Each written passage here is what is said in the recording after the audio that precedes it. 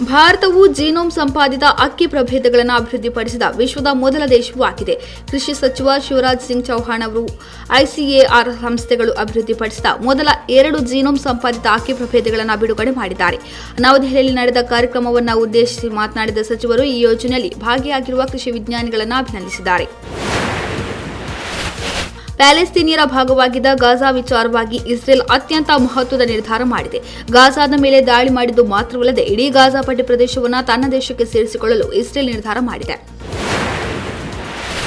ಪಹಲ್ಗಾಮ್ ಭಯೋತ್ಪಾದಕ ದಾಳಿ ನಂತರ ಭದ್ರತಾ ಸಂಸ್ಥೆಗಳು ಜಮ್ಮು ಕಾಶ್ಮೀರದ ಜೈಲುಗಳಾದ್ಯಂತ ಭದ್ರತಾ ಕ್ರಮಗಳನ್ನು ತೀವ್ರಗೊಳಿಸಿವೆ ಎಂದು ವರದಿಗಳಾಗಿವೆ. ಉನ್ನತ ಮಟ್ಟದ ಭಯೋತ್ಪಾದಕರು ಮತ್ತು ಸ್ಲೀಪರ್ ಸೆಲ್ ಕಾರ್ಯಕರ್ತನ ಹೊಂದಿರುವ ಶ್ರೀನಗರ ಕೇಂದ್ರ ಜೈಲು ಮತ್ತು ಜಮ್ಮುವಿನ ಕೋಟ್ ಬಲ್ವಾಲ್ ಜೈಲುಗಳನ್ನು ಗುರಿಯಾಗಿಸಿಕೊಂಡು ಭಯೋತ್ಪಾದಕ ದಾಳಿಗಳು ನಡೆಯಬಹುದು ಎಂಬ ಬಗ್ಗೆ ಗುಪ್ತಚರ ಮಾಹಿತಿಗಳಿರುವ ಹಿನ್ನೆಲೆಯಲ್ಲಿ ಈ ಕ್ರಮ ತೆಗೆದುಕೊಳ್ಳಲಾಗಿದೆ. ಪಹಲ್ಗಾಮ್ ಭಯೋತ್ಪಾದಕ ದಾಳಿಗೆ ಭಾರತ ಹೇಗೆ ಪ್ರತಿಕ್ರಿಯಿಸುತ್ತದೆ ಎಂಬ ಊಹಾಪೋಹಗಳ ನಡುವೆಯೇ ಪ್ರಧಾನಿ ನರೇಂದ್ರ ಮೋದಿಯವರು ರಕ್ಷಣಾ ಕಾರ್ಯದರ್ಶಿ ರಾಜೇಶ್ ಕುಮಾರ್ ಸಿಂಗ್ ಅವರನ್ನು ಭೇಟಿ ಮಾಡಿದ್ದಾರೆ ಎಂದು ಮೂಲಗಳು ತಿಳಿಸಿವೆ. ಪ್ರಧಾನಿ air chief marshal Amarpreet Singh ಅವರನ್ನು ಭೇಟಿಯಾದ 1 ದಿನದ ನಂತರ ಈ ಸಭೆ ನಡೆದಿದೆ. ಪಾಕಿಸ್ತಾನ ಸೇನೆ ಸೋಮವಾರ 120 ಕಿಲೋಮೀಟರ್ ವ್ಯಾಪ್ತಿಯ ಕ್ಷಿಪಣಿ ಪರೀಕ್ಷೆಯನ್ನು ನಡೆಸಿದ್ದು, ಇದು 2 ದಿನಗಳಲ್ಲಿ ನಡೆಸಿದ 2ನೇ ಕ್ಷಿಪಣಿ ಪರೀಕ್ಷೆಯಾಗಿದೆ.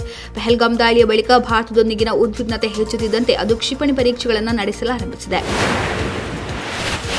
ಭಾರತದ ಕ್ರಮದಿಂದಾಗಿ ಜಮ್ಮು ಜಿಲ್ಲೆಯ ಅಖ್ನೂರ್ ಬಳಿ ಚೆನಾಬ್ ನದಿಯ ನೀರಿನ ಮಟ್ಟ ಕಡಿಮೆಯಾಗಿದೆ. ನೀರಿಲ್ಲದೆ ಚೆನಾಬ್ ನದಿ ಖಾಲಿ ಹೊಡೆಯುತ್ತಿದೆ. ಕಾಶ್ಮೀರದ ಅಖ್ನೂರ್ ಬಳಿ ಇರುವ ಈ ಚೆನಾಬ್ ನದಿ ಖಾಲಿಯಾಗಿದ್ದು ಸ್ಥಳೀಯರು ಓಡಾಡುತ್ತಿದ್ದಾರೆ. ಪಾಕಿಸ್ತಾನಕ್ಕೆ ಭಾರತ ಒಂದಾದ ಮೇಲೊಂದು ಶಾಕ್ ನೀಡುತ್ತಿದ್ದು, ಚೆನಾಬ್ ನದಿಯ ಬಾಗ್ಲಿಹಾರ್ ಅಣೆಕಟ್ಟಿನಿಂದ ಪಾಕಿಸ್ತಾನಕ್ಕೆ ನೀರಿನ ಹರಿವನ್ನು ಭಾರತ ಸ್ಥಗಿತಗೊಳಿಸಿದೆ. ಇದರ ಜೊತೆಗೆ ಝೀಲಂ ನದಿಯ ಕಿಶನ್ ಗಂಗಾ ಯೋಜನೆಯಿಂದ ಹರಿವನ್ನು ತಡೆಯಲು ಸಿದ್ಧತೆ ನಡೆಸುತ್ತಿದೆ. ಐಎಂಎಫ್ನ ಎಕ್ಸಿಕ್ಯೂಟಿವ್ ಡೈರೆಕ್ಟರ್ ಸ್ಥಾನದಿಂದ ಕೆವಿ ಸುಬ್ರಹ್ಮಣ್ಯನ್ ಹೊರಬಂದ ಬಳಿಕ ಖಾಲಿ ಇರುವ ಅವರ ಜಾಗಕ್ಕೆ ಪರಮೇಶ್ವರನ್ ಅಯ್ಯರ್ ಅವರನ್ನು ಆಯ್ಕೆ ಮಾಡಲಾಗಿದೆ.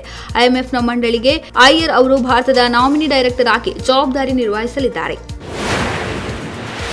ವಕ್ಫ್ ತಿದ್ದುಪಡಿ ಕಾಯ್ದೆ 2025ರ ಸಾಂವಿಧಾನಿಕತೆ ಪ್ರಶ್ನಿಸಿ ಸಲ್ಲಿಸಿರುವ ಅರ್ಜಿಗಳ ವಿಚಾರಣೆ ಭಾರತದ ಮುಖ್ಯ ನ್ಯಾಯಮೂರ್ತಿ ಸಂಜೀವ್ ಖನ್ನಾ ನೇತೃತ್ವದ ಪೀಠ ನಡೆಸುವುದಿಲ್ಲ ಎಂದು ಸುಪ್ರೀಂ ಕೋರ್ಟ್ ಸೋಮವಾರ ಹೇಳಿದೆ. ಈ ಪ್ರಕರಣವನ್ನು ನ್ಯಾಯಮೂರ್ತಿ ಬಿಆರ್ ಗವಾಯಿ ನೇತೃತ್ವದ ಪೀಠ ವಿಚಾರಣೆ ನಡೆಸಲಿದೆ.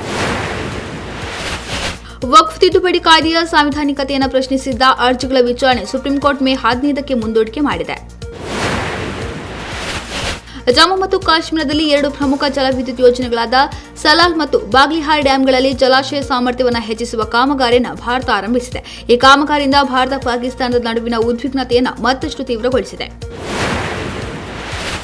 ಸಮೀಕ್ಷೆ ನಡೆಸಲು 60 ದಿನಗಳ ಕಾಲ ಡೆಡ್ಲೈನ್ ಕೊಡಲಾಗಿದೆ. ಜಾತಿ ಗಣತಿಗೂ ಒಳ ಮೀಸಲಾತಿಗೂ ಯಾವುದೇ ಸಂಬಂಧ ಇಲ್ಲ.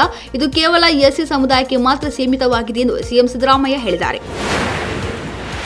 ಸುಹಾಸ್ ಶೆಟ್ಟಿ ಹತ್ಯೆ ಪ್ರಕರಣವನ್ನು ರಾಷ್ಟ್ರೀಯ ತನಿಖಾ ದಳಕ್ಕೆ ವಹಿಸುವ ಅಗತ್ಯವಿಲ್ಲ ಎಂದು ಗೃಹ ಸಚಿವ ಡಾ ಜಿ ಪರಮೇಶ್ವರ್ ತಿಳಿಸಿದ್ದಾರೆ. ಸುದ್ದಿಗಾರರೊಂದಿಗೆ ಮಾತನಾಡಿದ ಅವರು, ಹಿಂದೂ ಕಾರ್ಯಕರ್ತ ಸುಹಾಸ್ ಶೆಟ್ಟಿ ಕೊಲೆ ಪ್ರಕರಣ ಎನ್ಐಎಗೆ ವಹಿಸಬೇಕೆಂಬುದು ಬಿಜೆಪಿ ನಾಯಕರ ಅಭಿಪ್ರಾಯವಾಗಿದೆ. ನಮ್ಮ ಪೊಲೀಸ್ ಇಲಾಖೆ ಸಮರ್ಥವಾಗಿ ಕೆಲಸ ಮಾಡುತ್ತಿದೆ.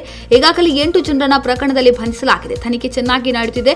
ಹಾಗಾಗಿ ಈ ಪ್ರಕರಣ ಎನ್ಐಎಗೆ ಕೊಟ್ಟಿಲ್ಲ, ಅದರ ಅಗತ್ಯವೂ ಇಲ್ಲ ಎಂದಿದ್ದಾರೆ. 2036ರ ಒಲಿಂಪಿಕ್ಸ್ಗೆ ಮುಂಚಿತವಾಗಿ ಭಾರತವನ್ನು ಕ್ರೀಡಾ ಸೂಪರ್ ಪವರ್ ಮಾಡಲು ತಮ್ಮ ಸರ್ಕಾರ ಬದ್ಧವಾಗಿದೆ ಎಂದು ಪ್ರಧಾನಿ ನರೇಂದ್ರ ಮೋದಿ ಹೇಳಿದ್ದಾರೆ. ಖೇಲೋ ಇಂಡಿಯಾ ಯೂತ್ ಗೇಮ್ಸ್ 2025 ಉದ್ಘಾಟಿಸಿ ಮಾತನಾಡಿದ ಅವರು, ಕಳೆದ ದಶಕದಲ್ಲಿ ತಮ್ಮ ಸರ್ಕಾರ ಕ್ರೀಡಾ ಬಜೆಟ್ ಅನ್ನು 3 ಪಟ್ಟು ಹೆಚ್ಚಿಸಿದೆ ಮತ್ತು ವರ್ಷ 4,000 ಕೋಟಿ ರೂಪಾಯಿಗಳನ್ನು ನಿಗದಿಪಡಿಸಿದೆ ಎಂದು ಹೇಳಿದ್ದಾರೆ. ಗಾಯಕ ಸೋನು ನಿಗಮ್ಗೆ ಸ್ಯಾಂಡಲ್ವುಡ್ ಶಾಕ್ ಕೊಟ್ಟಿದೆ. ಕನ್ನಡದ ಸಿನಿಮಾಗಳಲ್ಲಿ ಅವರನ್ನು ಹಾಡಿಸದೇ ಇರಲು ಫಿಲ್ಮ್ ಚೇಂಬರ್ ತೀರ್ಮಾನಿಸಿದೆ. ಸೋನು ನಿಗಮ್ ಕನ್ನಡ ವಿವಾದ ಕುರಿತು ಫಿಲ್ಮ್ ಚೇಂಬರ್ ಸುದ್ದಿಗೋಷ್ಠಿಯಲ್ಲಿ ಅಧ್ಯಕ್ಷ ನರಸಿಂಹಲು ಮಾತನಾಡಿ, ಸಿನಿಮಾ ರಂಗದಲ್ಲಿ ಕಲಾವಿದರನ್ನ ಬ್ಯಾನ್ ಮಾಡುವಂತಿಲ್ಲ. ಆದರೆ ಸ್ವಯಂ ಪ್ರೇರಣೆಯಿಂದ ನಿರ್ಮಾಪಕರು, ಸಂಗೀತ ನಿರ್ದೇಶಕರು, ಗಾಯಕರನ್ನ ದೂರ ಇಡಬಹುದು. ಕಲಾವಿದರಾಗಲಿ ಗಾಯಕರಾಗಲಿ ಅಧಿಕೃತವಾಗಿ ಬ್ಯಾನ್ ಮಾಡುವ ಅಧಿಕಾರ ಫಿಲ್ಮ್ ಚೇಂಬರ್ಗೆ ಇರೋದಿಲ್ಲ. ಗಾಯಕರನ್ನು ಕೆಲವು ವರ್ಷ ದೂರವಿಟ್ಟು ಯಾರೂ ಅವಕಾಶ ಕೊಡದೆ ಬುದ್ಧಿ ಕಲಿಸಬಹುದು ಎಂದಿದ್ದಾರೆ.